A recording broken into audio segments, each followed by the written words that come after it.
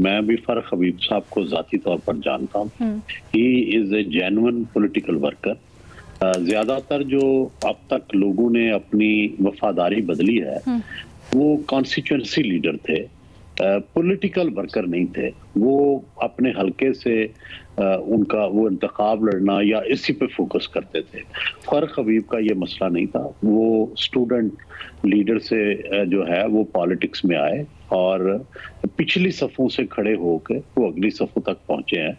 और ऐसे लोगों को जो होते हैं वो बड़े काबिल कदर होते हैं क्योंकि उनको पॉलिटिक्स की समझ होती है। दूसरा, इनमें डिस्टिंक्ट बात ये थी कि ये जो पीटीआई का जो बदतमीजी का कल्चर है उससे बिल्कुल हटके थे। ये हमेशा सबकी रिस्पेक्ट करना, सबसे बात करना, लेकिन जब कुर्बानी देने की बात होती थी तो फ्रंट फुट पे होते थे। तो सच्ची बात है कि मैं भी आज शॉक हुआ हूँ, बड़ा मुझे धचका लगा है, क्योंकि हम तो ये सोच रहे थे कि अब जो अगली क़यादत है पीटीआई की उसमें फरख हबीब जो है वो टॉप पे होंगे और शायद इमरान खान को उनसे अच्छा कोई बंदा नहीं मिलेगा। लेकिन दूसरी तरफ प्रॉब्लम ये हो गया है कि फरख हबीब ने जितना भी सच कहा होगा, पीटीआई के जो लोग इस वक्त भी पीटीआई से हमदर्दी रखते हैं या इमरान खान से, वो कोई भी बात सुनने को मानने को तैयार नहीं है। They are in frenzy. वो एक जोश, जज्बा या जुनून की आखिरी हदों तक चले गए हैं जिसमें बाज़ औक़ात जो हकीकत की बात है वो उन्हें सुनाई ही नहीं दे रही। और वो समझते हैं कि जो भी इमरान खान को छोड़ता है, चाहे मजबूरी में, तशद्दुद में या खुशी से, वो उनके लिए काबिल कबूल नहीं है। उसी वक्त से उसको गालियां शुरू हो जाती हैं। नफरत और गाली की सियासत है ना, ये भी नहीं चलने वाली। लेकिन सवाल ये है कि क्या अब किस फरख हबीब जो है, ज़ाहिर ऐसा लग रहा है कि उन्होंने बड़ी सोच समझकर पॉलिटिकल जवाब दिए हैं और बहुत सारी उनकी जेन्युइन फीलिंग्स हैं।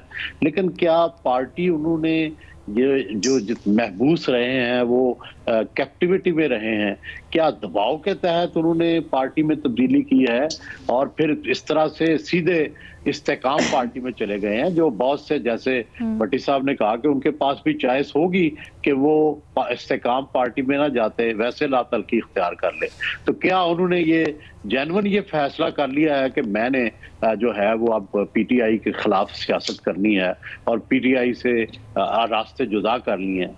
ये देखने वाली बात होगी, क्योंकि उनका खमीर तो पीटीआई से ही उठा है और वही आइडियल से उनके जो पीटीआई के बाकी लोगों के हैं। ये दिलचस्प बात है सोहेल साहब, आपका क्या इसके ऊपर तज्जिया है? क्योंकि फरूख हबीब ने खुद इस बात का जवाब दिया कि जहांगीर तरीन जो पीटीआई के शुरू में विजन था उसके ऊपर हैं और फिर आगे चल के उन्होंने दिफा भी किया कि किस तरह से वो जिद्दत लेके आए मुख्तलिफ शोबों में।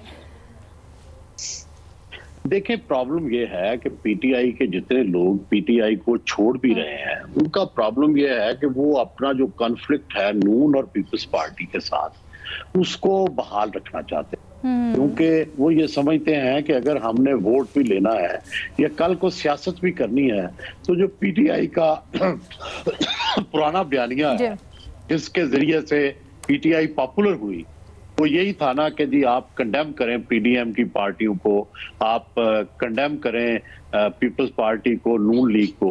तो वो अपना वो बयानिया भी बरकरार रखते हैं और साथ ही साथ वो पीटीआई को भी छोड़ते हैं। लेकिन सोसाइटी में समहाउ फिलहाल इसकी गुंजाइश पैदा नहीं हुई। सोसाइटी इस वक्त दो बातों में बटी हुई है, that is pro Imran Khan and anti Imran Khan. दरमियान तीसरा कोई आपके ख्याल में नहीं है? गुंजाइश नहीं, ऑप्शन इस वक्त मौजूद नहीं है, ऑप्शन मौजूद है।